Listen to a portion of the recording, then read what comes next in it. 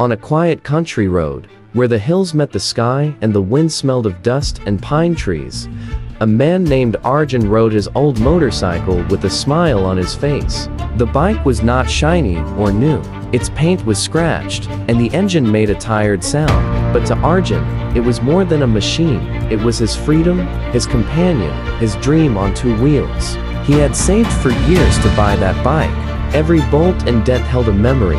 Long rides at sunrise, songs played through his helmet, and roads that made him feel less alone in the world. That day, while turning on a narrow curve, a loose stone made the tires slip. The bike skidded and fell.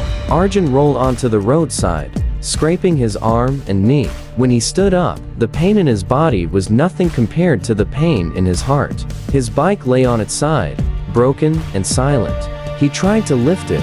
The handle was bent. Fuel leaked slowly onto the dirt. He knew, just by looking at it, that the repair would cost more than he could afford. His pockets were nearly empty, and his job barely paid enough for food and rent.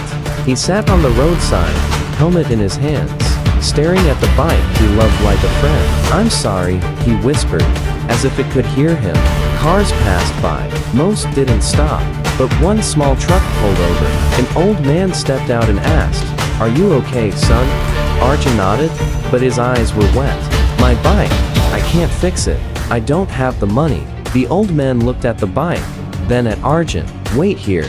He drove away and returned half an hour later with two mechanics from a nearby village. They lifted the bike, tied it to the truck, and took it to a tiny workshop made of tin and wood. The mechanics worked slowly, carefully, using old tools and spare parts from other broken bikes. By sunset, the bike was standing again. It wasn't perfect. It rattled and coughed a little, but it started. When Arjun asked how much he owed them, the old man smiled and said, "Just promise you'll ride safely, and one day, when you can, help someone else."